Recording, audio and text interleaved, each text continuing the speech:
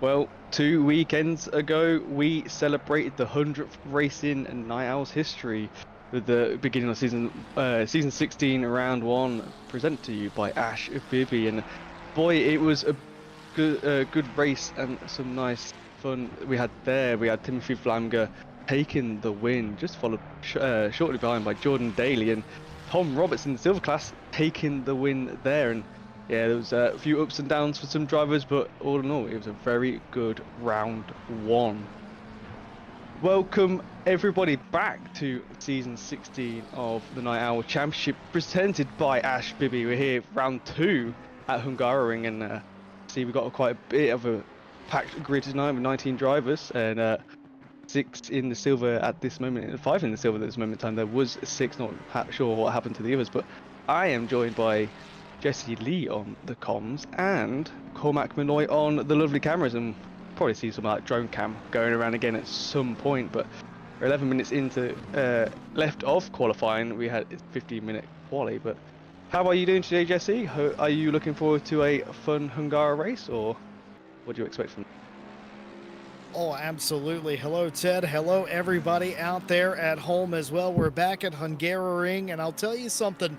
Hungaroring is one of those tracks. It's one of the best kept secrets in GT racing. Every time, this is a real statistic, by the way, every time RCI has come here, there's been a show put on and a dispute over the podium positions in the final laps. This place does not disappoint. I suspect it shan't do the same tonight. It's going to be interesting. I can't believe that we took 2 weeks off. It feels like there was an entire holiday in between there where we took multiple weeks off or something like that. It was just so strange not to have Night Owl last week. Of course, the World Tour, the 24 Hours of Suzuka, was last weekend, but I can't wait to get going here tonight. These drivers, I would say well rested, but most of these drivers were in the 24 as well. But Hungaroring, a completely different animal. We've got drivers fighting illness, drivers fighting tiredness, and of course a couple of drivers under the weather, one of which the title sponsor Ash Bibby pulling out of tonight's race, not feeling well, and they've had to pull out of the race. 19 cars though, with 9 and some change left. Vanbrugh was the quickest in the practice and looking like they're the quickest in quali thus far with a 43.32, and that is about half a tenth in front of Flamger. And now Matthew Malcolm goes P3. Jordan Daly, of course, one of those drivers that's ailing a little bit this evening, but you wouldn't really know it. Only 1.5 tenths off here, Ted. Sure is. I'm expecting a few of these drivers who've driven last season to be quite familiar with Hungara, as it was the final of season 15. So I wonder if we'll see some decent lap times come out from the drivers that were in it before. Just seeing who was in what cars. Daly was in M4, so he's in a different car altogether. We got Harry Conway, he's in the same 296 Ferrari, and I think Daly has found a wall. But Flamger was in Lamborghini and still is in the Lamborghini. I think Daly just got the chicane a bit wrong here. I think he cut it, yeah, it went off track. That's where he invalidated and decided to meet Barry. But there's a few cars in here, a few drivers that are in the same cars from last season, so they should be quite familiar with the track and the setup that they have. Obviously there was a few newcomers this season, with Vanbrugh at the top with a 143.332 in that McLaren. So shall see how well Flamger and the 4 Ferraris do behind him now. We haven't really got a good look at Julian Vanbrugh, who's currently quickest in the session with that 42.890 as they signed out of round number 1. So this is our first look at him. He's been impressive. I was watching him in practice. He's getting the job done here in quali as well. So it would be interesting to see a new driver come in and just start taking it to these Night Owl regulars. Speaking of all of that, Masatoshi Kaneko, your quickest driver in the silver class over Adna Pusina, and George Barr for BDG holding down the 3rd spot there in the very abbreviated silver class. It wasn't the biggest silver class we had to begin with to start off the season. We only had 11 drivers. A couple of those have signed out of the championship, of course. And talk about a rebound race. Masatoshi did not have a particularly good race, and in fact signed out of Kyalami 2 weekends ago. So no points for them when their rivals like George Barr, who is currently third, have 36 of them. Tom Roberts, of course, won that race. He's not here this week. We knew Tom Roberts' participation was not going to be throughout the entire season to begin with. So it's really down to George Barr. Chris Brooks, not here. Don't know exactly why they're not here. He signed out as well. Sign out for this week. So there you have it. It's a good weekend for Kaneko to get some of these points. Remember, there's championship points for winning the races and wherever you place, right? There's also points for having the fastest lap and getting that pole position.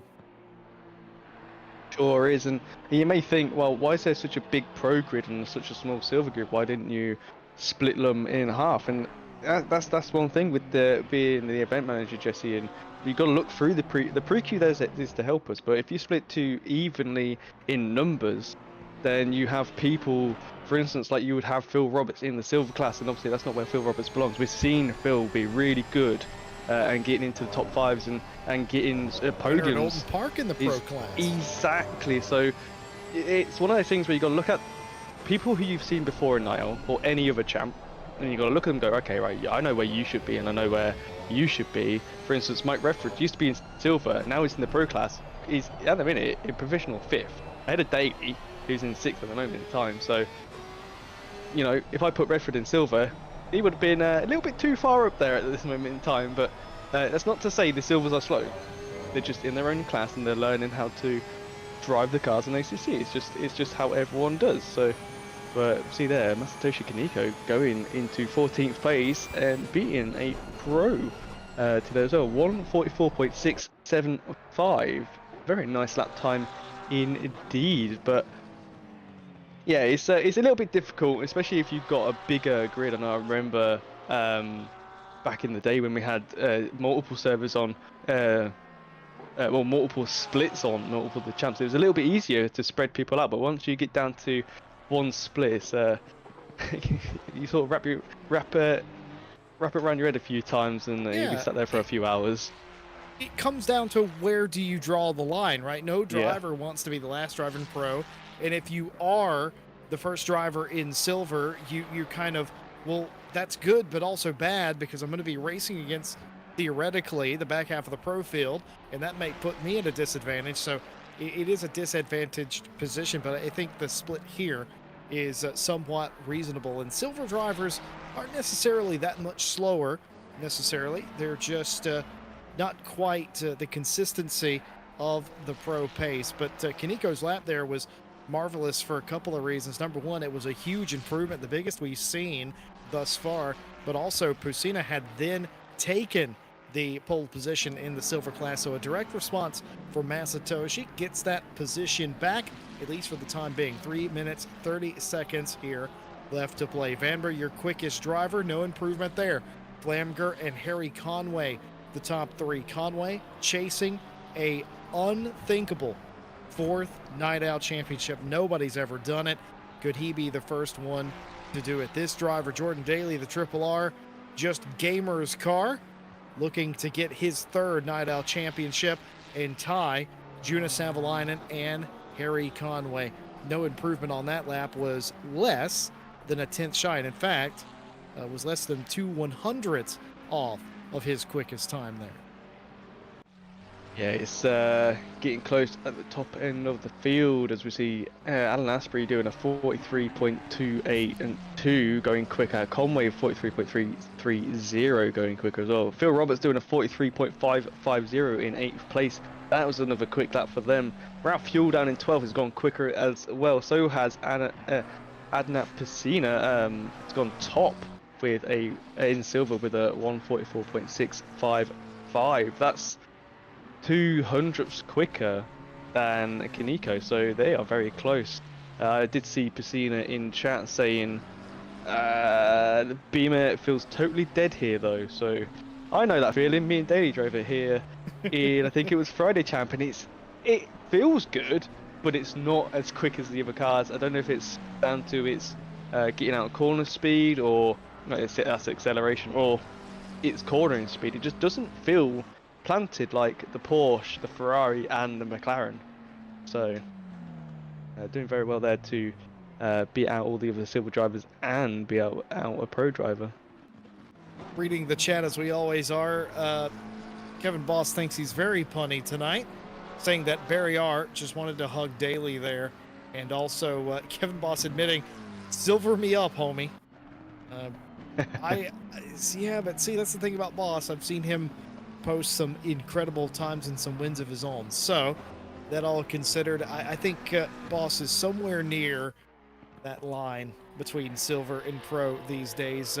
Some days I think he drifts a little bit closer to the pro side, but he's obviously going to disagree with that statement. Wherever you are joining us from this evening, we welcome you in to Night Out Saturday night. It's the one night of the week where we sort of let our hair down a little bit. We have a little bit more fun with the broadcast than we normally would do. In fact, we make Barry R jokes midstream. If that's your style, then we are the channel for you. MO Plate for Pure Racing, trying to improve their station. P9 currently would like to move up a row or two, and in fact, we'll do a little bit more than that. Goes to the second row of the grid with a 43.292. Yeah, I was just looking as well, was just watching Phil Roberts on the other screen. Phil did improve to a 43.495, only 5 thousandths behind Daly, and then immediately gets knocked back down to 9th place from Emo going faster. Alan Asprey's just gone faster as well, a 43.102, so it's getting a little bit close at the top end. Only 12 seconds, 10 seconds. I think the 28 will be the last car to start a lap. It will be, so that was Harry. Anyone now coming across the line, it will finish their lap time, so got to be on a good cracking lap now, and if you mess up, then like we see a few cars getting yellow flags on the last corner, and Phil Roberts doing meeting Barry R as well, so popular guy tonight, that Barry R. Sure is. Is Jordan Daly, will he improve on his lap time? He will do, up to 4th place at 43.290. 2 thousandths difference between them and MO Plate there. Oh, nice and close. A lot of drivers slamming into the wall here, though. Daly did that after he finished his lap. I saw the 17 of Reinhardt go off the racetrack in the final turn. We saw the Kaiju car of Phil Roberts take a trip into the barrier. Daly, who improved his time, did the very same thing. They've out-qualified Conway here tonight, or at least we believe that's what's happening. Conway's still out there on the racetrack. I think they're going to get this lap in. So at the moment, Daly has done that. Right now, it's Vanbrugh, Flamger, and Asbury, your top 3 drivers. All of the top 5 are in the barn right now.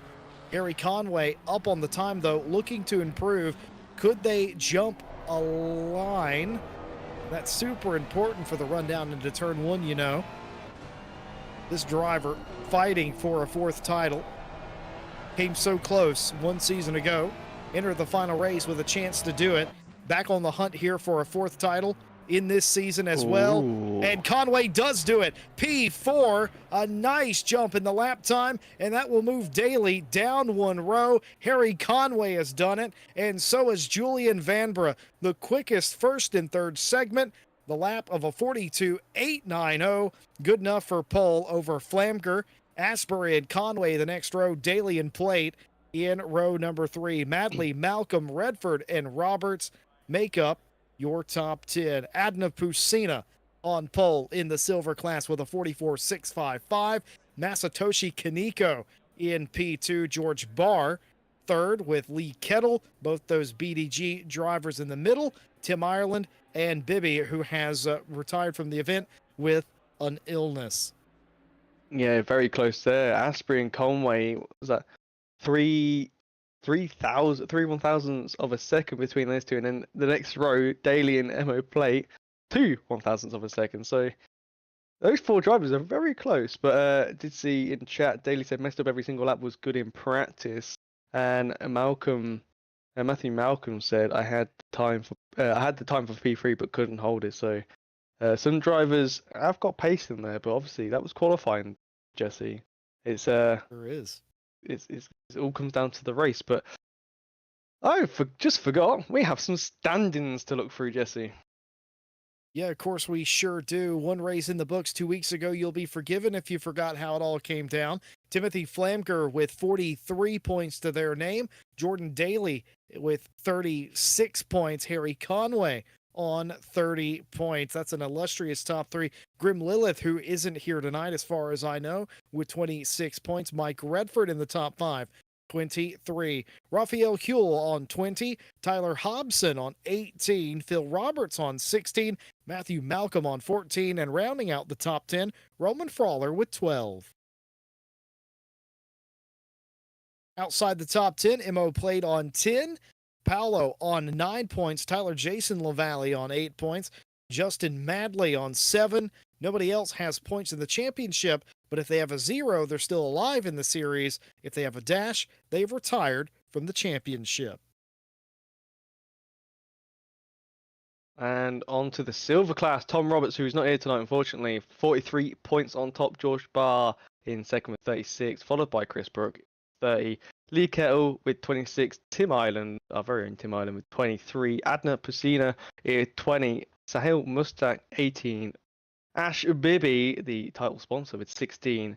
Masatoshi Kaneko with 0. And Cal Hansen has signed out of the championship, unfortunately. And so the other guy. Well, there's a definite yin and yang going on in the YouTube chat right now. And Ash upset that they're not able to compete here tonight. All that matters, Ash, is that you feel better. And we get to see you next weekend, buddy. All right? That's all that matters. Joe Dauber, leaning into the yin and yang, says that they're the slowest Ferrari, but the fastest 488. Now that is living life by glass half full, glass half empty. Way to go, Joe. I can appreciate that personally. That is insane. Daly also remarking on his laps, as you documented earlier. Mike Redford saying aim for a top 10. I guess I should be happy. Matthew Malcolm says they want a top 5.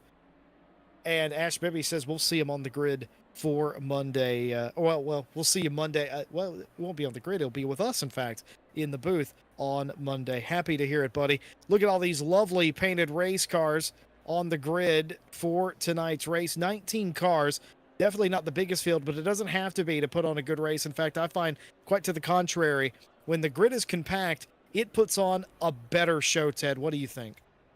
Yeah, sure does, especially with the 4 drivers we've seen so close in times. There's not even a tenth between each car, sort of thing. So it's going to be close. Hopefully the race pace is the same as qualifying pace. We just have to wait and see. But we know Flamger, Conway, Daly do like to fight quite a lot. Vanbrugh is obviously new to this. We've seen Asprey before, so it's going to be a good fight tonight. Just hoping they all can keep it on the track, but just have to wait and see. We've got 3 minutes till we do the formation. But yeah, look at these liveries. People do put some time and effort into them. Even the in-game liveries, you see there on the 199. Of Matthew Malcolm, that is in-game, but it still looks nice. Trying to come up with good colours and how they contrast with each other is quite difficult as we get onto Mike Redford's 95 and he always does a livery for him. Do you know what I've not realized until just now? I've seen this car a bunch. I've never noticed this. The vent on the driver's side has a nice rainbow effect pattern on it. I've never noticed. I don't know if that's new. Of course, Mike could tell us at some point. See that? I've never noticed that before on this car as many times as we've seen it. So I'm unsure if that's new or not. But here's the Kaiju car. Phil Roberts behind the wheel of that, powered by Yamaha, as you would expect. Bit of Centec in there. I like to run sponsor of Centec on the Race Ventura cars just because it fits quite nicely. One of the things with the RCI logos, of course, which they're provided on the Discord, they can use however they want to. one of the things when we initially formed RCI years ago, and I always thought this was cool, that we made the logo in such a way that you could interchange the colors and it still looked right. And you could put the international part in any color you wanted, and that could fit your car's profile. To see the teams and the livery makers, the designers use that as intended, and to great effect like they do, is incredible. Because I didn't know at the time how much that effort, and I didn't make them obviously, but I didn't realize how much. I knew how much effort went into them, and I was like, well, if one or two people use it, it'll be a great thing. But what actually happened is a lot of people use that to great effect, and I'm super happy to see people getting very creative with the RCI logos on some of these cars too. Yeah, it is. And Tim Island at the back with his Night Owl livery. He's changed it out this week, Jesse, from the 100th special edition livery he did with my face on it. Is that a legal ACC logo? Does that count? It looks sideways to me, man. That counts. It's allowed to be sideways. That counts. I don't know, man. As long as it's on the front, on the front anywhere, and it's readable, you are allowed to have it. Obviously, it's a lovely comic book inspired design. No, go back to Joe's car. There it is. The 488. Jesse. Yeah, the that's 488. Insane.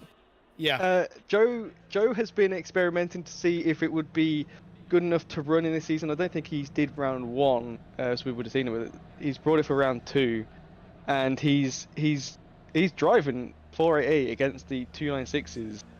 And I don't know if it's just because he's trying to get used to the old car again, that he's not up there with these guys. But we know Joe's quick, so we just have to wait and see if the car is good enough, to get through the curbs and stuff like the new cars can.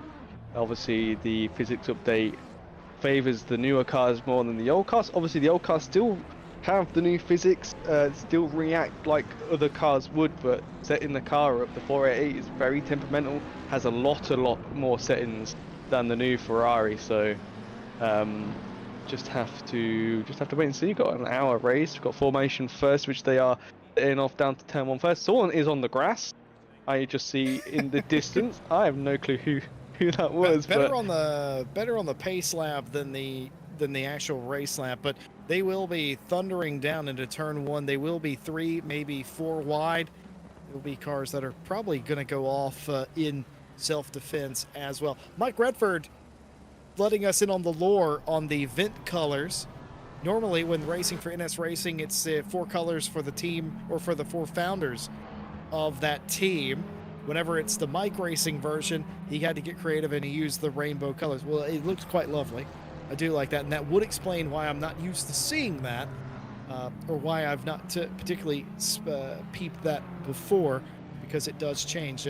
Thank you for that. Mike Redford, one of the 2 drivers on the grid that I know can drive and chat at the same time, though obviously for safety reasons we recommend you don't do that. But Jordan Daly, also famous for chatting and driving at the same time. Ted, let me ask you a question. Julian Vanbrugh, Team Spain without the A, on pole position here, looking to make a name for themselves here in Night Owl, an unknown commodity from some of the other drivers. What does Julian have to do to get this win tonight?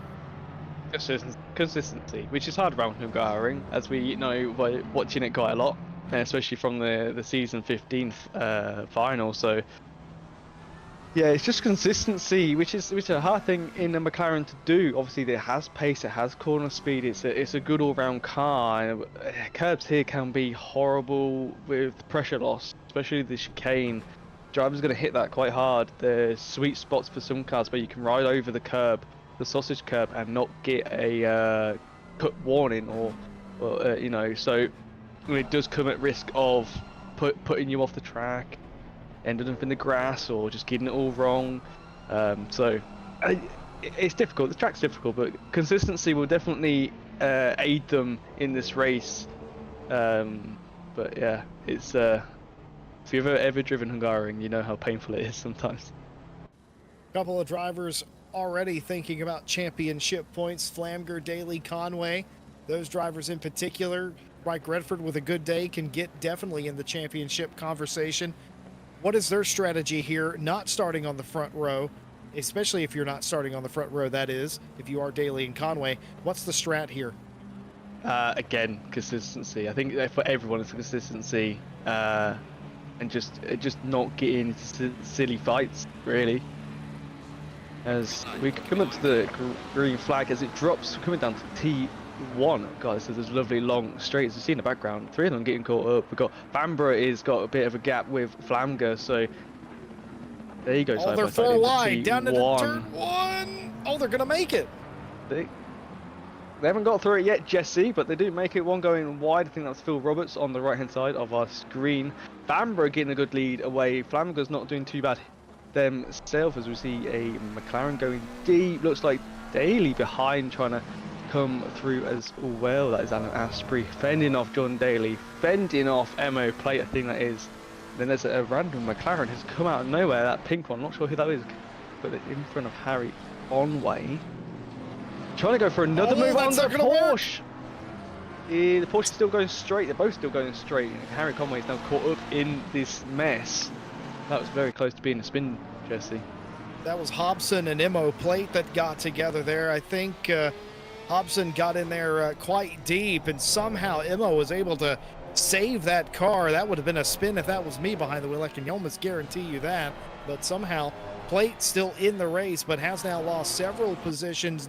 Conway, who didn't have the best getaway, has almost been offered a little bit of a reprieve here all of a sudden with all the craziness that has happened. Back to 6th place is Harry. Up to 4th again is Daly. Asbury still in 3rd place despite the close calls. Vanbrugh running away already, 1 second in the bank before we even get to the end of lap 1 over Timothy Flamger. I don't know how much that will phase Timothy at this stage, being the championship points leader as they are. They're beating the drivers, namely Daly and Conway, that they have to at this point, so it's not the biggest deal if they run second here today, but obviously if it's afforded them, you would imagine the Alpha Sim Sport driver would go for it here. Asbury in 3rd place, trying to keep Daly behind. Daly cutting off some of these corners, looking for any avenue to potentially make the overtake. Yeah, just looking down at bottom end of the pack, Adam Pesina's jumped from 14th to 12th, knocking back Huell and Dolber. Dolber stays in 13th. Huell goes to 15th. Reinhardt jumps up to 14th, and Uber Silva's still in. Kettle goes to the back from 18th down to 19th. So Kettle and Island have switched round. So Satoshi had a bad start. Yeah.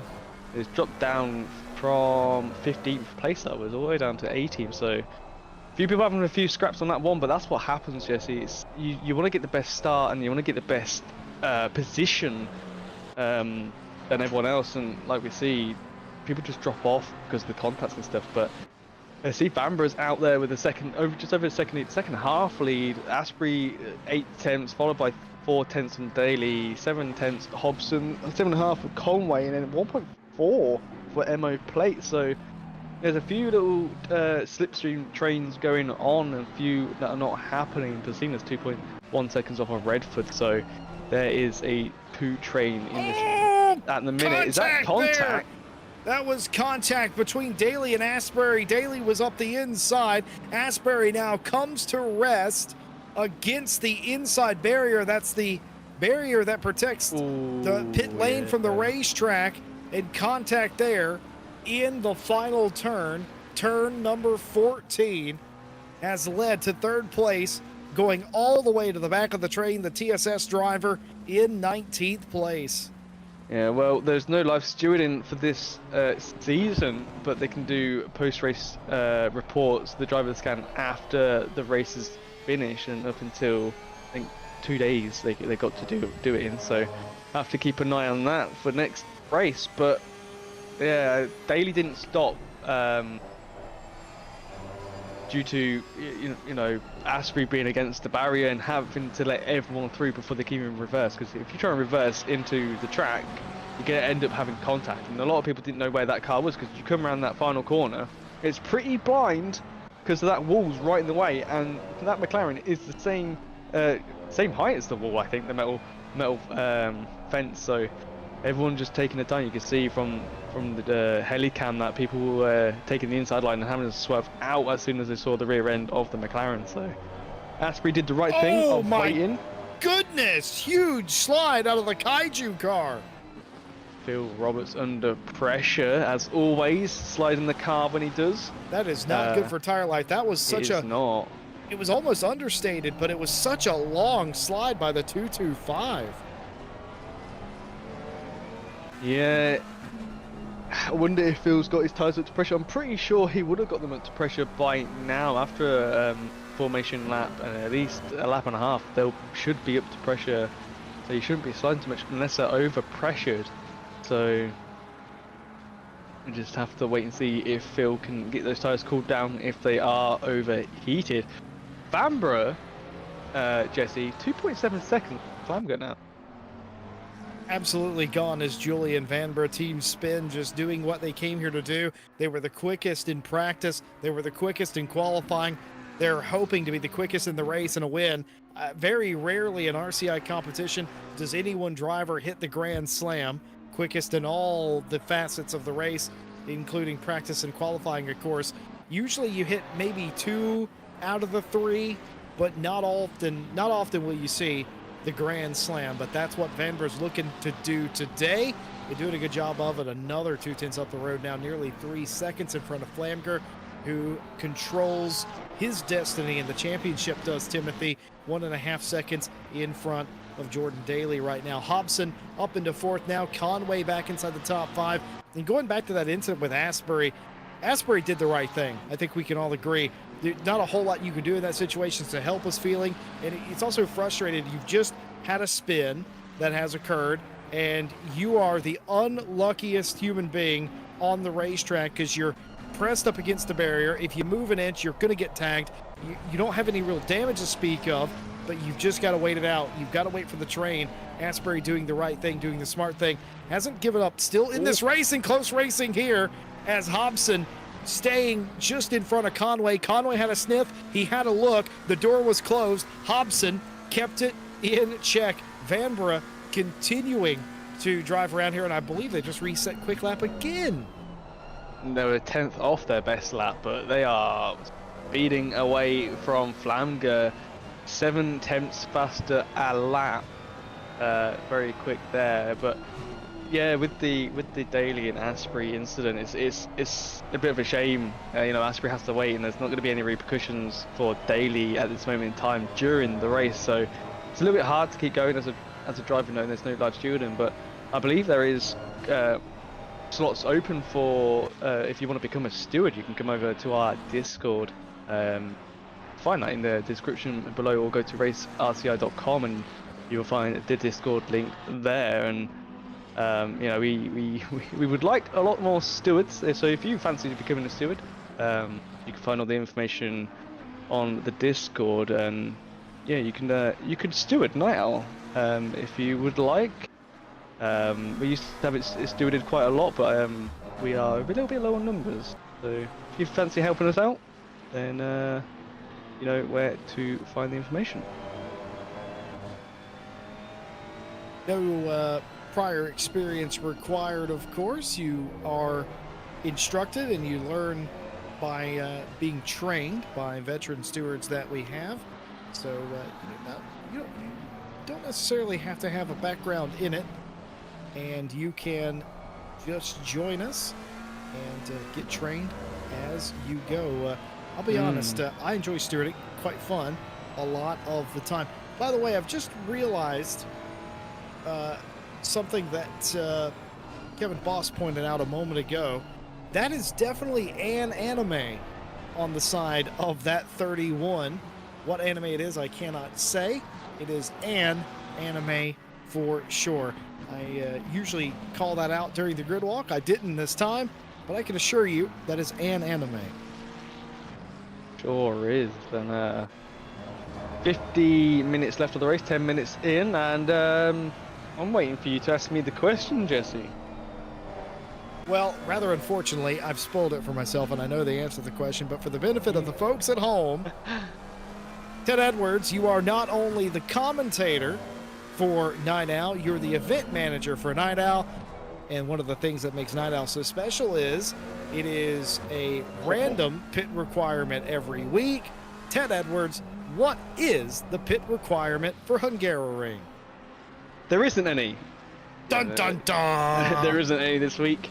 I thought I'd give the drivers a little bit of ease of not worrying about what they need to do for strategies. I could have thrown a tyre swap in, but I didn't, so a little bit mean on that part. As Harry Conway goes for the send on the 31 and does make it pretty cleanly and gets a good lead out of it as well. So nice driving from Conway, and Hobson sort of knowing that he wasn't going to be able to defend that, and sort of I guess lets him through in a way, but very nice indeed. You don't really have a choice. Conway made it. Conway drove the middle of the track the whole way down that straight, saying, "I'm gonna do this. I'm doing this." Yeah. Yeah, he's like, "This is happening." Hobson knew that Conway was going to try and do that. I think what maybe surprised Hobson was the fact that Conway was able to stick it, but beyond that, a clean move nonetheless. A little bit of a dive. By the way, but no harm, no foul. Bubbins has pointed out that is Yu-Gi-Oh. Is that a dark magician? It's all. It's definitely not a blue eyes white dragon. Is it a dark magician or something? Boss says it's dark magician girl. Oh, he did. Oh, let's go! I remember Yu-Gi-Oh. I remember 20 years ago. I remember that. I remember getting packs of cards. Look at me. I didn't recognize it. It looked a bit different. It looked more colorful, I suppose, than it does on the old cards. Maybe a little bit. I don't know. Something slightly off. But the second you mentioned it was Yu-Gi-Oh, I remember the pointy hat thing from the Dark Magician. Anyway, we're getting a bit nerdy here tonight, and that's all good. I am quite curious, and I'd love to hear from Hobson why they have Dark Magician on the side of the 31. Do they consider themselves a little bit of a Dark Magician? We'll just have to ask him after the race, but it's quieting down now, Jesse. Just what I like to say as well. It? Well, I say it's quieting down. Not many people going for sends. Where's my send? Anyway, we have to hit the quota. To go back to what I said in round one, being this is a revival of season 1 of Night Owl 3 years ago. This is the same time of day in the race that it was at Hungaroring for round 2. I went back and checked the VOD, because apparently the VODs are still there, so I can go back and see what setting, roughly what weather was. So it's about the same clouds. Obviously the weather's been updated since 3 years ago. Oh man! Car control from Phil Roberts was really well done there without hitting the rear end of Madley. Will he try and go around the outside into the corner here? He wants to, but ain't going to get the grip. But yeah, so rain is going to be a tricky one, but I'm going to try my best. So if you've seen season 1 before, then you'll sort of know what's going to happen. I haven't seen it because I didn't race in it, and I was not the event manager. Phil Roberts probably picks up a track limit there, so does Redford in the background. But yeah, I think it's I think I got this one quite spot on this time around, Jesse, so I'm quite proud of myself.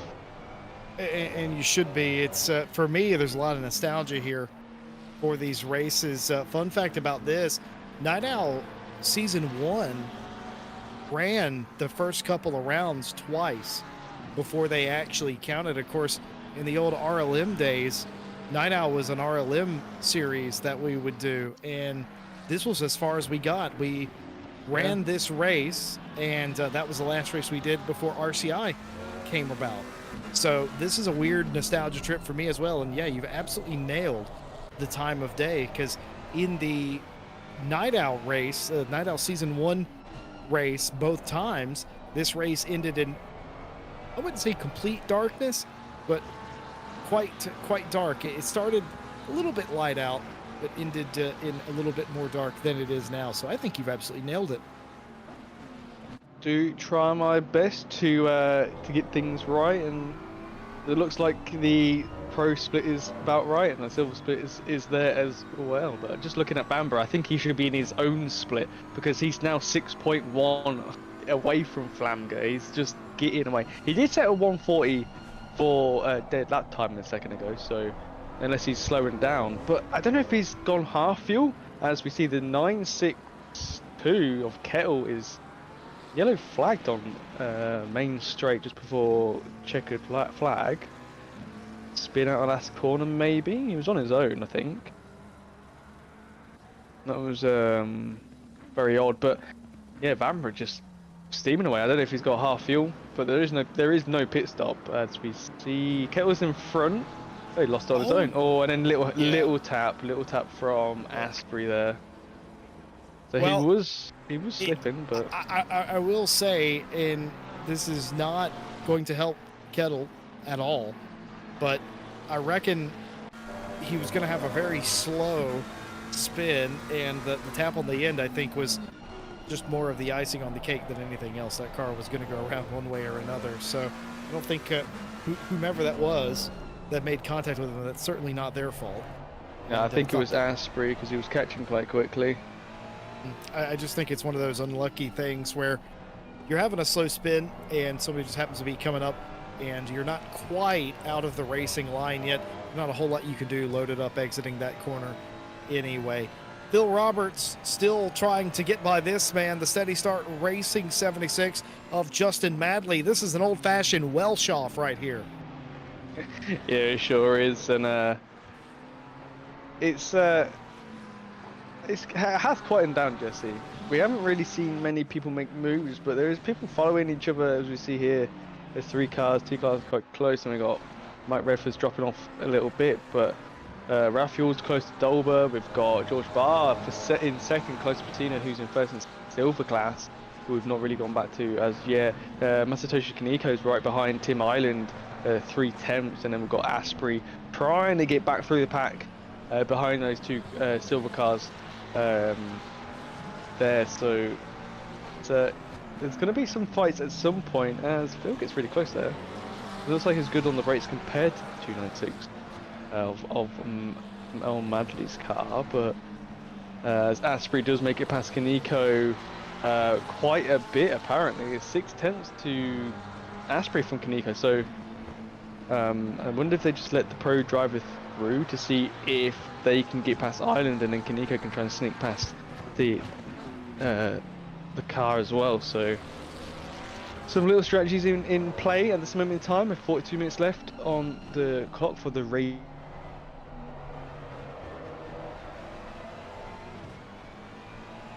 I wouldn't surprise me if Vanbrugh went for low fuel with 7.7 away from Flamger now. Guy is on another level. Tim Ireland, a little bit of middle of the track driving there. I thought that may have been a defense. It was a defense. Trying to shake and bake behind him is Masatoshi. Masatoshi unable to get the overlap there. Tim Ireland takes the Nadal car and keeps it in 17th place. And more importantly for the Nadal car of Tim Ireland, they are in the position of course.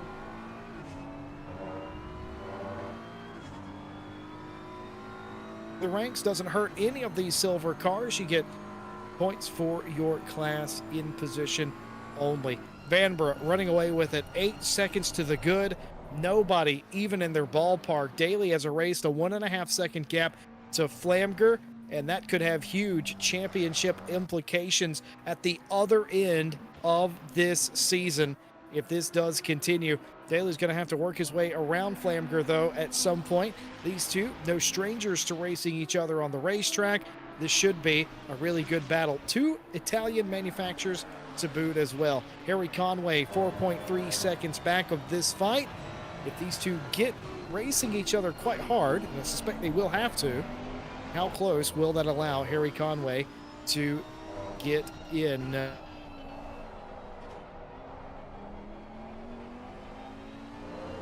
Cleared Hobson by 3.3 seconds. Plate and Madley and Roberts all fighting over the 6th place now. You can imagine this is why Madley didn't want to give up that spot to Phil Roberts so badly, because Madley realized they were catching Plate, and in fact that's almost completed now, within a second Plate to Madley, and Roberts along in tow. George Barr in the lead of the silver class now over Adna Pusina, and Tim Ireland, as we reported just a moment ago, in third of that class. All of those podium spots have a little bit of a buffer in between them, a buffer in the form of a pro car. Yeah, they sure do, but we'll have to wait until the last 20 minutes is when I suspect drivers to be making some more moves. I think at the moment in time, knowing there's no tyre change in this race and no need to take fuel, they'll try and be looking at their tyres in a way. Obviously, Daly is on the rear end of Flamga by 4 tenths now, was 8 tenths last time around, so just have to wait and see how he tries to get past this Lamborghini. If he does, obviously we see Harry Conway in the background going through the chicane now. Just see the see the headlights of that Ferrari looming. So Daly's obviously going to see that as well. Just have to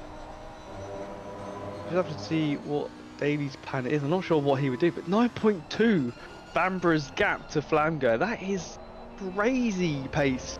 We've not seen pace like that for a very, very long time, since I think some of the older drivers we had, like Foch and that, in back, oh god, like 5 seasons ago I think it was now, when we had those drivers driving with us. But Daly is still ploughing on. Will he go for a move into T1? I don't think he's close enough. Yeah, it's not like F1 where you have the DRS. It's all about the slipstream and how quick the car can. Look at that, the Lamborghini, it looks like it's pulling away somewhat from the Ferrari. So straight line speed! Oh my goodness, so close there.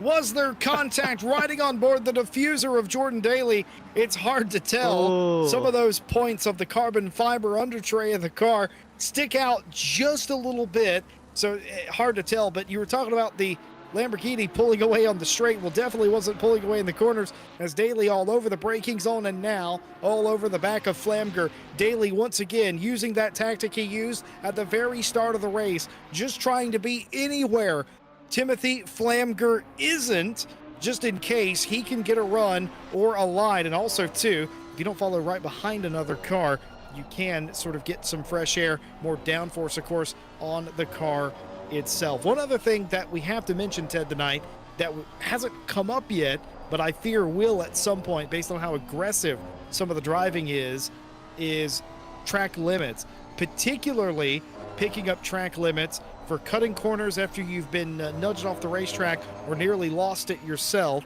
and also, of course, dreaded track limits in the chicane. Always a pain in the butt. You can get it for going over the inside curb or extending on the outside of that curb quite easily. You sure can. And look at that, Emma Plate's just dropped from 5th place down to 7th. Hobson, no, Madley, sorry, Emma Plate's gone from 6th to 8th. Madley and Roberts has made their way through. Not sure what happened there, because that's 2 places lost by the 71 driver. Very odd indeed. We picked up with Emo and Roberts going side by side. Looks like the Porsche is dropping off. So I wonder if it's already tuned through its tyres 23 minutes into the race. And the car can do that if you don't drive it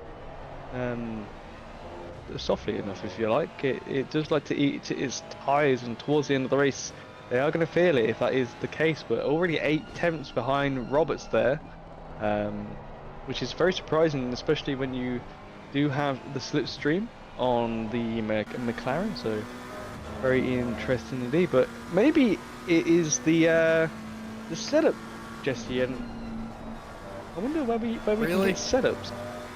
Really? Well, I happen to know a place where you can get quality setups, esports setups, in fact, and even safer alternatives that anybody can drive. That's Go Setups. GoSetups.com is your destination for any setups for any car. Doesn't matter if it's a GT4, a GT3, if it's an ACC car, they have setups for you, including if you're a madman and are attempting a championship in the Jaguar. They have a little bit of everything for everybody, and trust me, Go Setups are the setups to have. They get the speed out of the car, and they bring out the talent in you as well, I swear.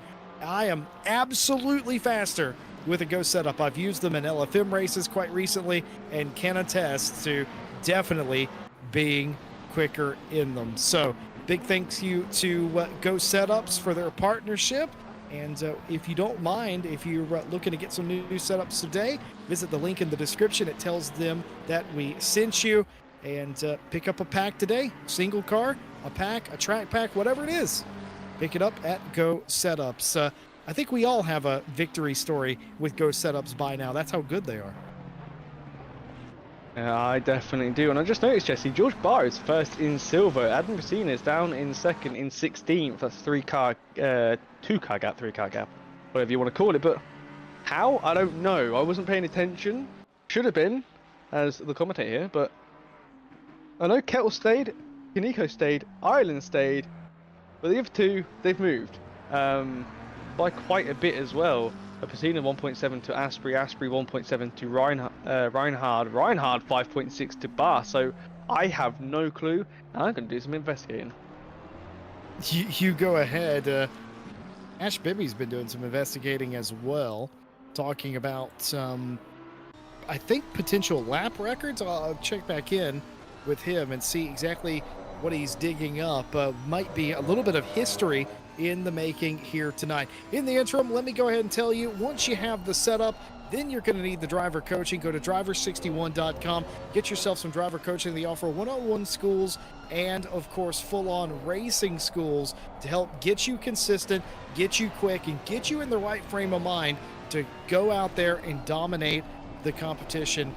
Driver 61 is a fantastic resource to have. They offer, obviously, talked about racing schools, but also one-on-one coaching. You get some track time. You get to talk to professionals who know what they're doing, and they will get you up to speed real quick. I've seen that work for several of the admins here at RCI, and I know this because I've raced with them, and I've seen them before and after, and I can tell you, driver coaching did make them a more consistent and, in turn, a quicker sim racing driver. Go check out driver61.com. So I have looked back through our high-tech software that we have to look at what has happened during the race, and Adam Pacino just got overtaken by George Barr. Legitimately, no contact, no nothing like that. And then they just started dropping off. Reinhard got through, and obviously Asprey's got through due to being, one of the quicker drivers crowd that ended up at the back of the pack. So George Barr is going almost a second quicker than, going a second quicker than Adam Pacino, who's in the M4, who did say the M4 is not very good around this track. So that is what happened. Nothing crazy happened, just raw pace from George Barr in the 2-1-2 McLaren. And if they keep this going with 32 minutes left on the clock, then they'll be good for a silver win. Pacino does have a 14.6 second gap to Masatoshi, so they've just got to keep it going for second. Kaneko's got a 2-second gap from Ireland. They just need to keep their pace going as well, and they'll keep a podium place in silver class. So on about the podium places, Daly's still 2 tenths behind Flamger, and got a little bit slidey there. He's fighting it. I'm telling you, Ted, Daly is fighting this car.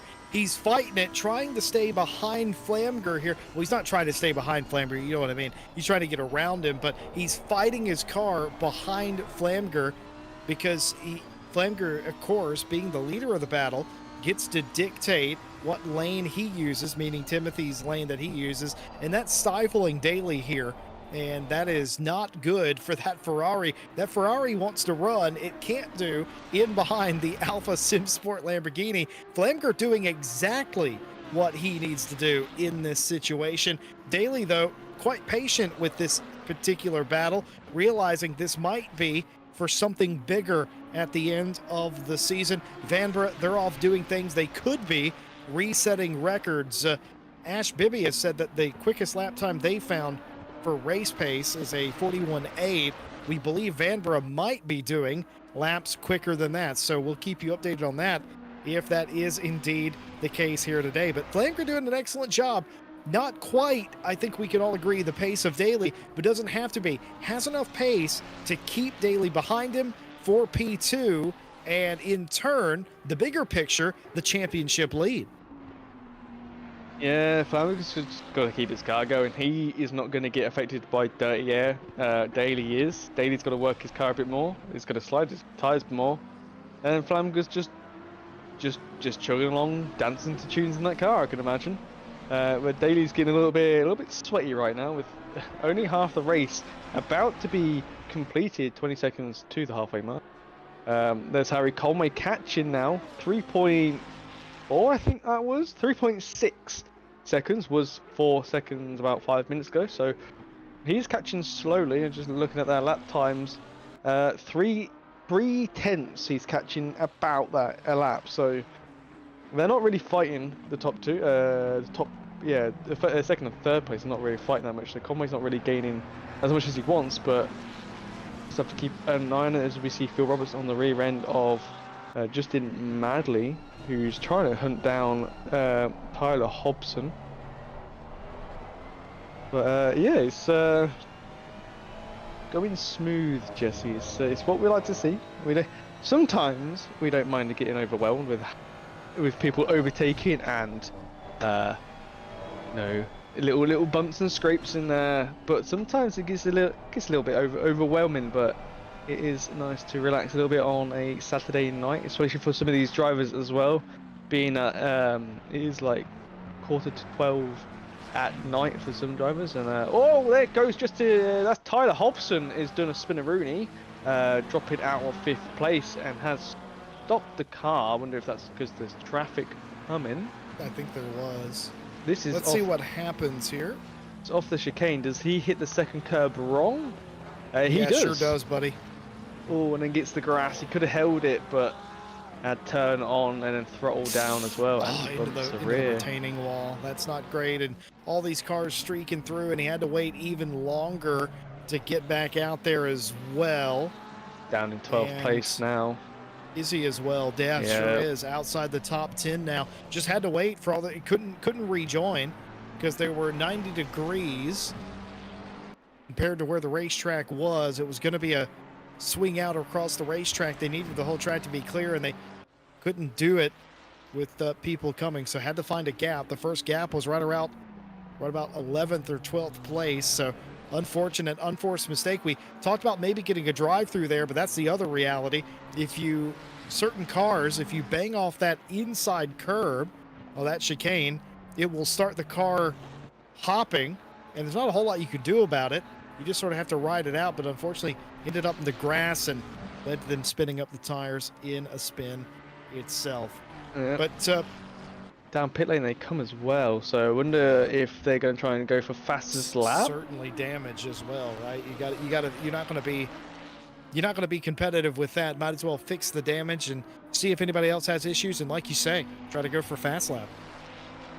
Yep. Just have to wait and see if they pull a Daily, because we've seen Daily do that a few times where not had a good race, had a spin or whatever, and just gone, you know what, ties it is for me with this low fuel, and I'm going to take away the fastest lap and gain some points. And he's done that a few times. It's quite funny to watch and quite infuriating for the driver that did have the fastest lap. So just have to wait and see if he comes out with pit lane. He's been stood there a while. Obviously, we don't know how much damage he has. Leader is in for fuel. That is a fuel stop, Jesse. Yeah, it sure is. Vanbrugh doing a 43.3, by the way, their quickest lap that they've ran in the race thus far. And what that tells you is maybe they are out here on a lighter fuel load, but they've come in. So Vanbrugh has surrendered the lead of the race. Keep in mind, there is no required pit stop in this race. So coming down pit lane, there's no guarantee anyone else is going to come down. Vanbrugh is in. That gives the lead to Timothy Flamger, who has a Just Gamers 197 Ferrari all over his Alpha SimSport Lamborghini. And suddenly, a fight that was looking for P2 is now for P1, and even bigger now. This is for the lead in the championship. This is for the lead in the race. This could not be a bigger moment for these two drivers. Yeah, Vanbrugh has got a drive-through for minor speeding in pit lane. That is not track limits, that is minor speeding. So they've ruined their race by going low fuel. I don't know why they went low fuel. I did see their last lap times were in the 1:45, same as Daly and Flamger So I do not know why. I'm hoping they didn't read the information on the website wrong, because it is right and it doesn't. It says no mandatory pit stop underneath the rules and requirements. If you look at round one, it will tell you one pit stop and tire change and fuel and the window length. So they can't have got that wrong. They obviously had a plan. That was their strategy to not take the fuel. We've not seen that before, where if there's not a required pit stop for anything, that people go half That is fuel. so strange. I mean, they were so much faster. They had a 10-second lead. It didn't matter. Realistically, I mean, obviously they were that much quicker now, we know, because they had low fuel in the car. But by the by, I think Vanber could have done it regardless. Such a quick driver. And now it's all come undone. And talked about how rare the Grand Slam is. Quickest in practice, quickest in qualifying, fastest lap in the win. They were on for it. But now that is not going to happen. There's no way. They have 3 laps to serve their drive-through penalty, and that's going to put them near the back, probably about 17th, I think. Yeah, because it's only a drive-through, so we just have to wait and see. It's quite a long pit lane. We just have to see. They are in now. Where is Hobson 31? Oh, he's all way back behind the leader, so he's going to stay in 19th. Lee Kettle is coming into second to last corner now. He'll be fine. I think Bamber will get out in front of Island. He sure will. So very unfortunate there. Now they're going to try and fight their way back up to try and get a top 10. 23 minutes left of the race to go. I don't think that's going to happen, Jesse. I don't think it is, but they still, if they're going to fight for the rest of this championship, Vanbrugh, I think they will stay on the racetrack, and they certainly have done, and they can make up some of these spots. They had a 10-second lead. They should be able to run down some of these cars quite quickly and make the pass, but that's super unfortunate. I'll tell you something else that's unfortunate. The 31 of Hobson has just been given a drive-through penalty for track limits, I'm pretty sure, and that was coming through sector number 3. Nope, he's got it coming into the pit lane, I've just noticed, and he's going to park that car. No. And that is going to be the end of the race for the TJH Racing Dark Magician car. I think it was track limits. I think you were right, Jesse. I think he came through the third to last corner, got it there, so he can cut the track or on the exit. Then he just came into pit lane because it was a safer thing to do rather than pulling off the track. Very well done there from Hobson, and he has parked the car. Had not had a very good day, but these things, you know, these happen. Me and Daly had it in the Wednesday champ.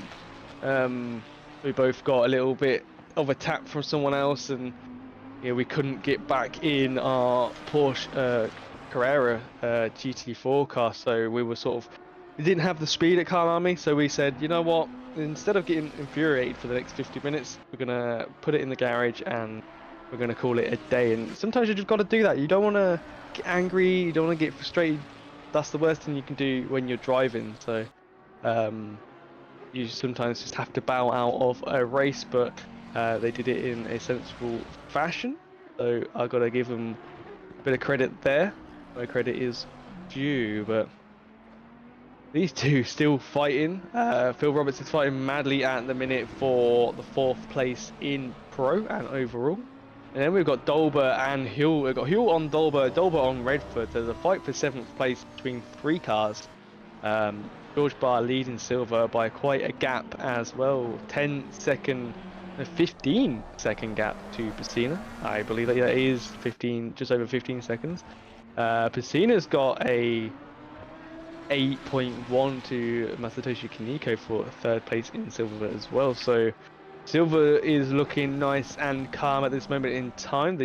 All 3 of them need to keep the cars going in a straight line in the white lines, and don't get any DTs for track limits, and they'll be happy where they will finish. So got to keep an eye on them, but these two are still going at it. Daly cannot find any way past this Lamborghini.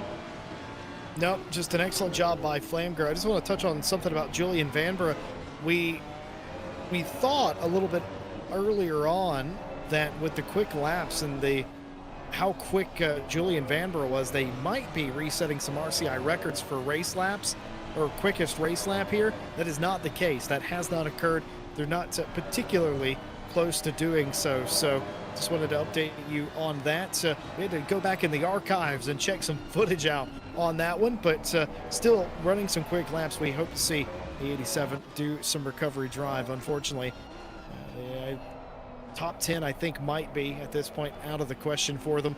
They may be able to get maybe one position in the pro class, but we will see. That's certainly going to help. Reinhard and the number 17 Mercedes has got themselves a drive-through penalty for track limits here, and that will certainly help Julian's case as they will get that spot back, you would imagine, at this point. Flamger for Alpha Sim Sport doing just an excellent job stymieing Triple R's Jordan Daly here. Harry Conway, third place, and is catching. It was 5 seconds the gap a little while ago.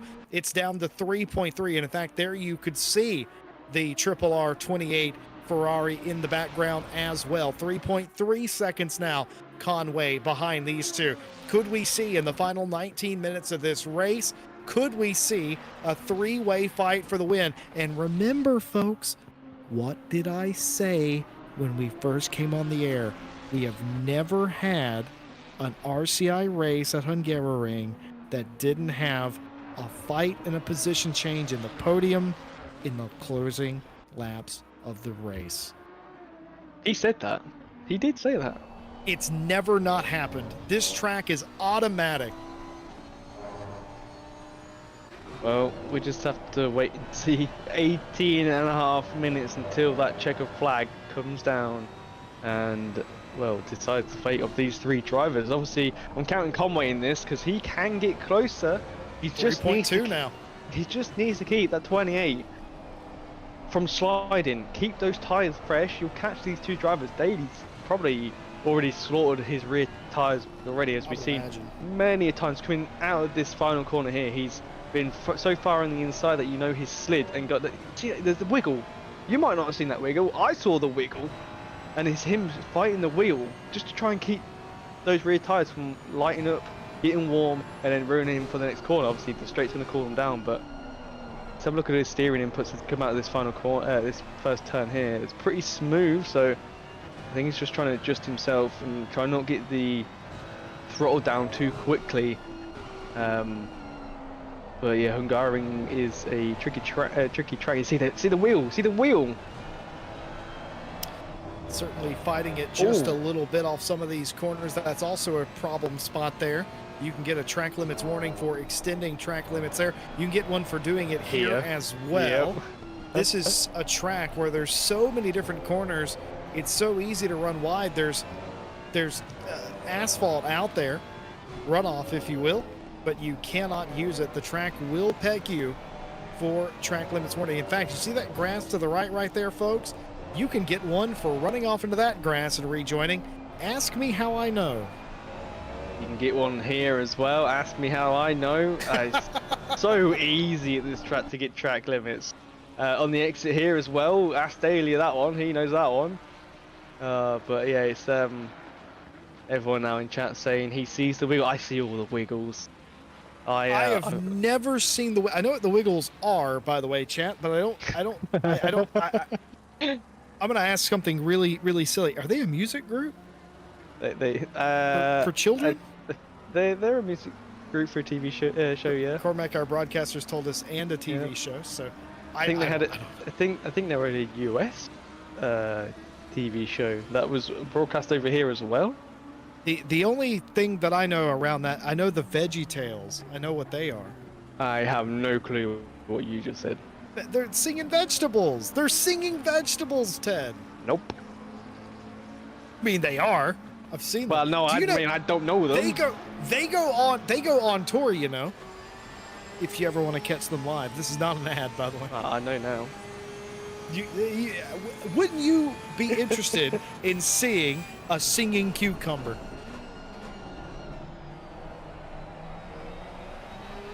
All right, our broadcaster's seen too much of the wiggles, and I Yep. don't, maybe Cormac was raised on the Wiggles, or not the Wiggles, the vegetables. The What are they called? veggies.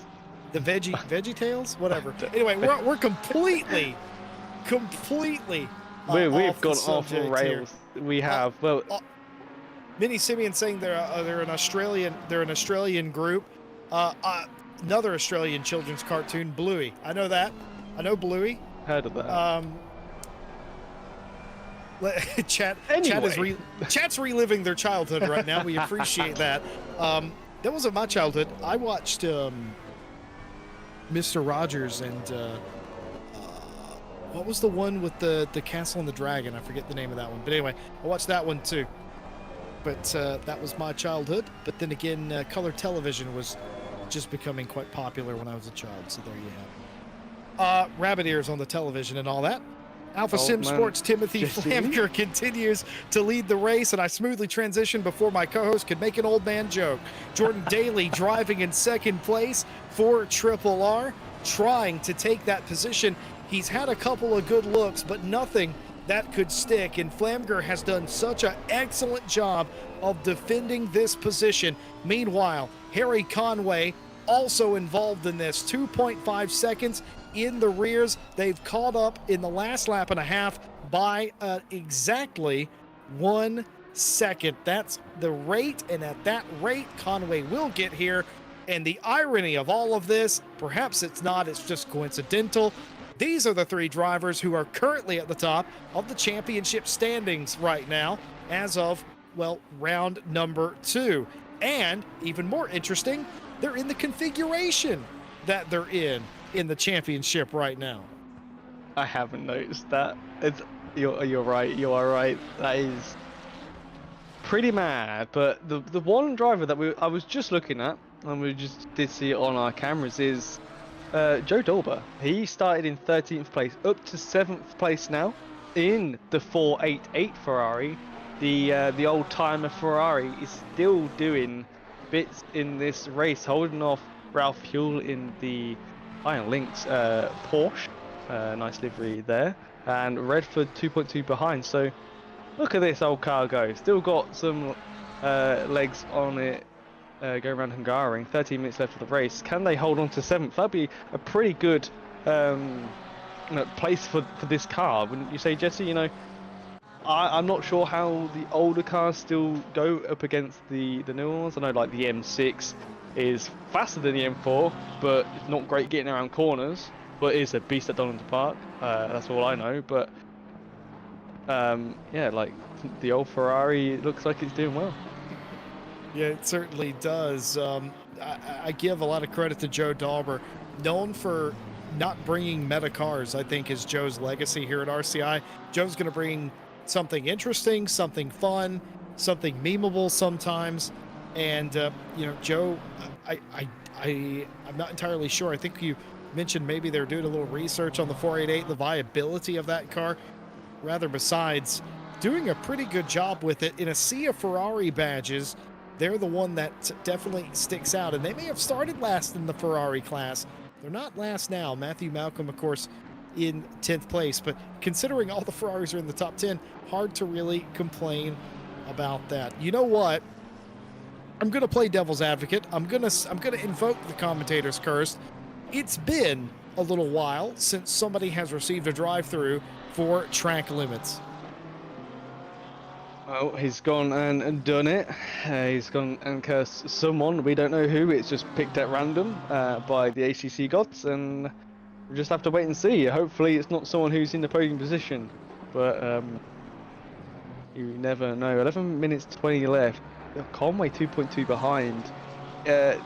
He's still only going 2 to 3 tenths faster than the two cars in the top spots. So very slow pace makeup there, but I don't think Daly and Flamger, as we've seen, they're not fighting as we would normally see fights happen.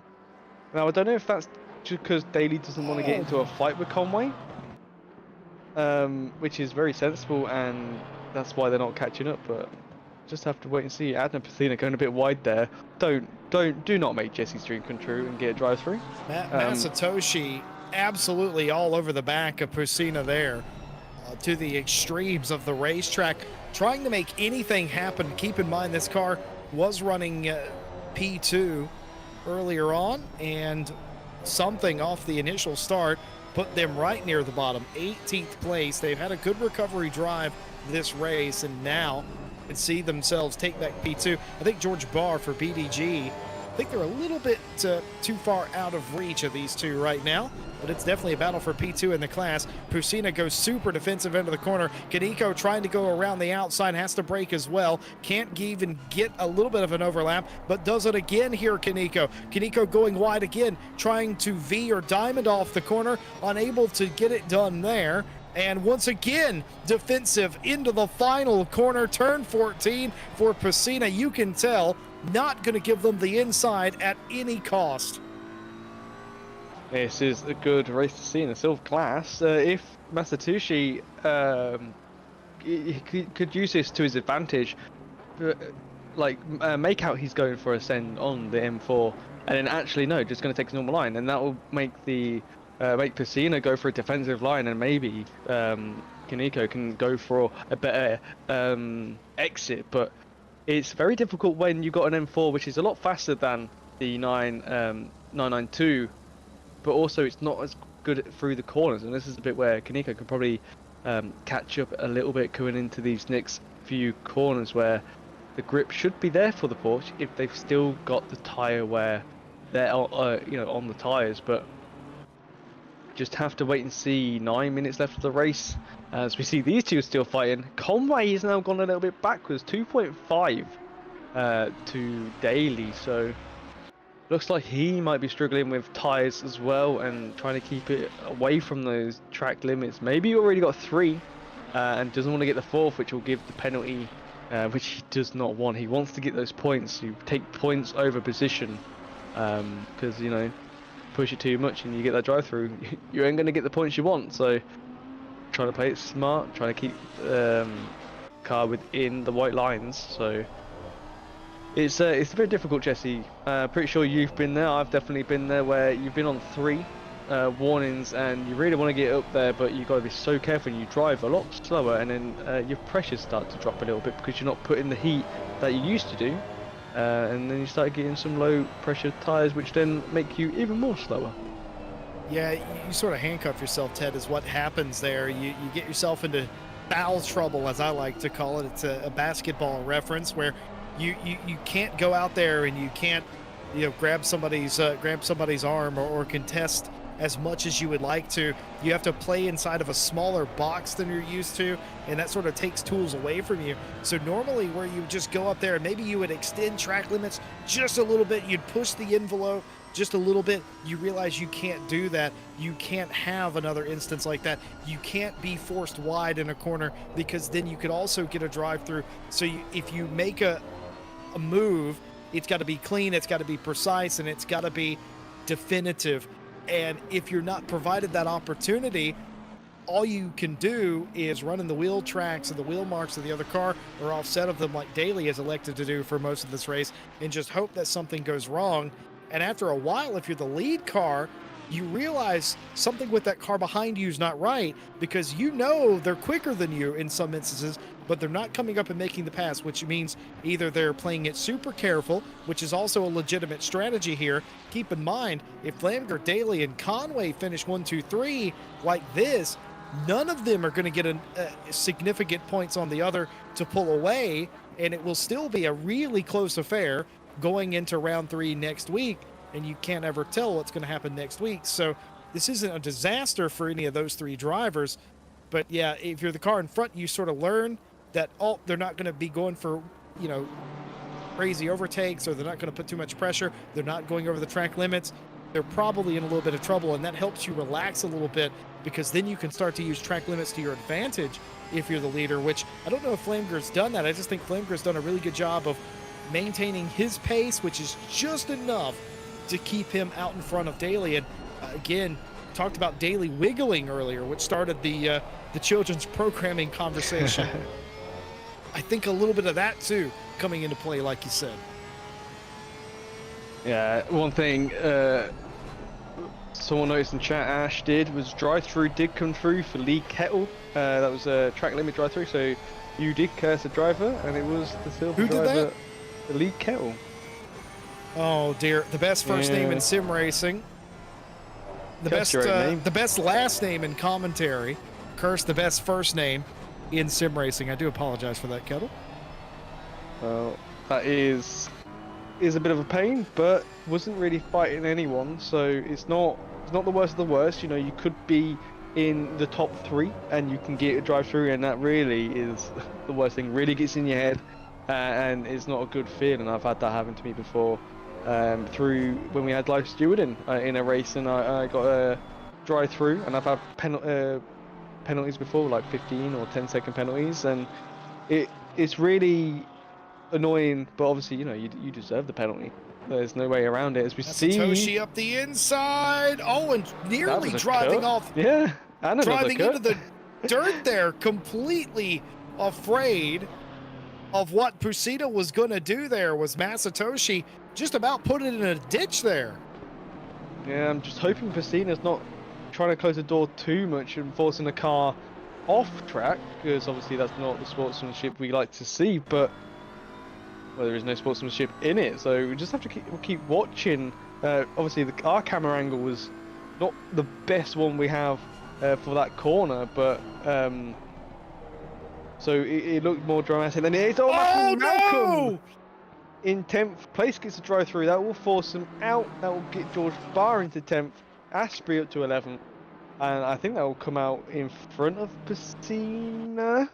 Potentially, where is the one? It's going to come out in front of Vanbrugh, I think, is what's going to happen. Yeah. Here, Vanbrugh is 12.8 behind. George Barr and Asprey are going to get moved up. That's a heartbreaker for Matthew Malcolm and the 199 team. They are at a solid top 10 day going here, but it's going to go by the wayside here with 3.5 minutes left to go. Ted, I'm going to ask you a serious question. I'm going to put you in Jordan Daly's shoes here.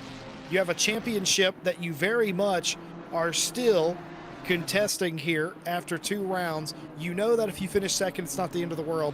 How much do you want this win? How much do you go for it here in the last few minutes if you're Daly? I would want the win, especially as what we... Oh, hello a minute. Flamgate getting all squiggly. Tim Ireland going off track in the chicane to let the fastest drivers through. Obviously then, I'm guessing putting off Flamga, who's been very consistent through the whole of the track this race.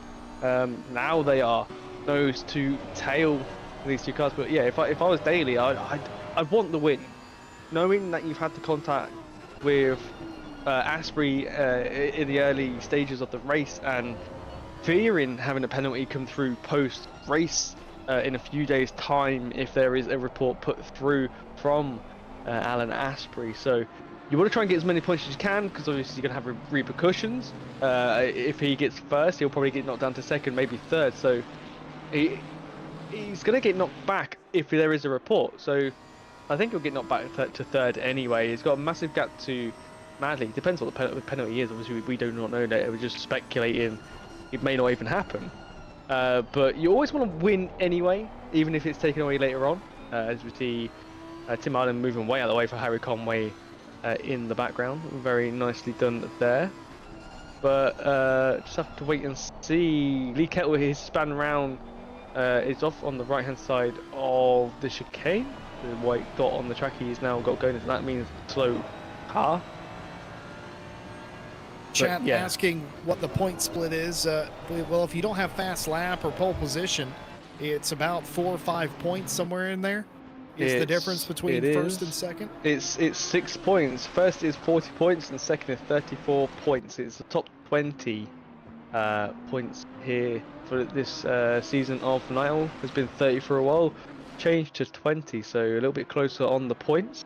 Still a big gap though from first to second. Chat wants a Jordan Daly send here. I don't know what's going on with chat tonight. That is so unlike chat to be begging for a send. But they're begging for one tonight. They want Daly to give it to him, but he's not close enough to do that. I know why. We've seen Daly be so aggressive in the other races that this time he's been more cautious. Obviously, he had the contact earlier on. Maybe that's put him back a bit. I know he's been a bit tired. He's been very busy this morning. That was well over at least like what 15 hours ago or so. He's been up for a very long time, so he's trying to keep it clean. Doesn't want to make any silly mistakes, like for instance taking out the leader down the straight. I wonder if he's trying to keep himself awake. He must be exhausted by now. Obviously, you know, these drivers only do this for a hobby. They don't do it for work or anything. So they're doing it in their free time, and especially Night Owl. It's 12:15 in the morning for John Daly, Harry Conway, Phil Roberts, Joe Dolberg, Mike Redford. I think Matthew Malcolm as well being. Do you know what? Scotland. Do you know what time it is for Timothy Flamger right now? I do not know. Oh, is he your time? Sorry, I'm going to tell you something. It's just about 1 o'clock here on the East Coast. Got it easy, eh? This is the whole point of Night Owl. It's for the American lot, but a lot of the Lee Kettle's off again. But it's for the Europeans as well. Obviously, we have a Japanese driver, Masatoshi Kaneko, is in here as well. So that is very nice to see. We don't get to see many of the Asian drivers over here. We've had a few. I think we had an esports one in a car. I forgot the name. Jesse probably knows.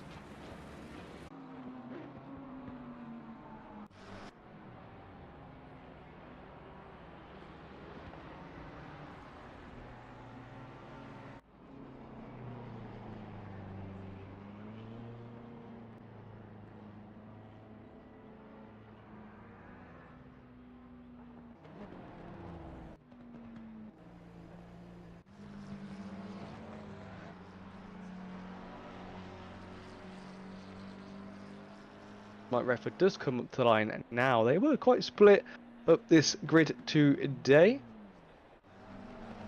Very nicely done from Mike Redford for the 8th place. Sorry, not 8th place. It'd be 7th place. Jordan Daly has left the server. That's why everyone shuffled up one. George Barr takes the win in silver. Very nicely done there from, I think that's the Scottish driver, George Barr. Alan Asprey takes home the 10th in Pro, followed by Vanbrugh, and there'll be Malcolm as well. There's Masatoshi to take home. Is that second in silver? Everyone's moved around a bit, apparently. Masatoshi not across the line yet, but showing in front of Adna Pusina here, and I think Masatoshi's going to be able to do it. They're going to take second in the class. Adna is going to come home in 3rd place there. George Barr, Kaneko, and Pusina, and we do apologize for the audio issues. Discord has been playing up for us all evening, and it finally bit us here at the end. But what we were saying, Timothy Flamger inherited the lead of this race and refused to give it up for greater than 35-40 minutes. Just did his thing for Alpha Sim Sport and got the win over Jordan Daly and Harry Conway. Those 3 drivers finishing in that configuration will continue to contest this championship. This is going to, if they're going to do this every week, this is going to be very close. It sure is, and it's going to be a very nice championship for season 16 revival of season 1 of Night Owl, presented by Ash Bibby. Of course, it's very exciting, Jesse. You know, we don't get too many close fights in the top 3 overall. It's normally fight for first or second between the drivers, but it's actually been pretty close this season, and I'm quite liking it. Yeah, of course, the interesting thing about this race here tonight, of course, with that pass with Masatoshi on Adna, that streak of RCI podium places changing in the final few laps still intact. We have still, in the 3+ year history, 3.5 years here on RCI TV, we have never had a race at the Hungaroring that has not had a podium spot change in the final few laps. Just absolutely incredible pedigree that has been established at this racetrack of all places. What a championship that will likely come down to the wire again. It did for season.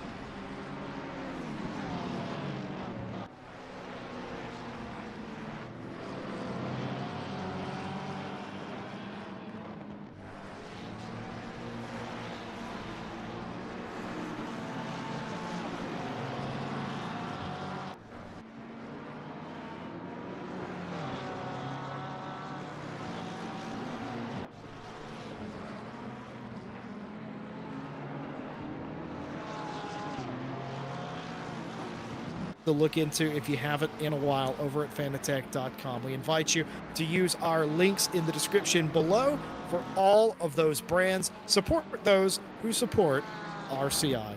Ted, what are your thoughts on today? Well, it was a very exciting race from our point of view. Very close racing throughout the whole race, and some changes in positions, especially from Joe Dorber in the 488 Ferrari. And I've got to say, I have missed a race like that. I haven't seen one for a very long time in Night Owl. So it was very nice to see indeed, especially with the small grid. But I don't know if you did already, Jesse. I was looking at something else, but there is some of the championships still going on. iRacing Road Season 2 is still going on Thursdays. We've got 2 rounds left. They're at Charlotte Motorsport Speedway Roval and Road Atlanta this Thursday coming, and the one on November 30th. MX-5s and GT4s are welcome, so pick one of them and sign up, and all the info is there, and it will be on Discord. You'll need to join our league to be able to race. All the information is on the Discord, so don't worry about that. Ask questions if you need. Monday is coming up in 2 days' time for the Genesis Cup Season 2. We have next round is Watkin Glen, followed by Zandvoort and Nürburgring. I'm in that, and it is some good fun. I really enjoyed it this season. Very close racing through both first 2 races we've had already. Wednesday Champ is still going on as well. Next race is at Imola. That is in the GT4 cars, so if you're already taking Jenna, you can just drive that if you would like. So come and hop along as well. We've still got 4 rounds of that left. That is a 6-round champ. And obviously World Tour 2023, we have the final round at Watkins Glen in December 9th for 6 hours, so you can get a few buddies of yours together and join us for the final. It's going to be a good wrap up to the year, and some good fun. And obviously we still have Night Owl still going on, 3 rounds left. Next round. Say it right. Night Owl Season 16. All right. Wow.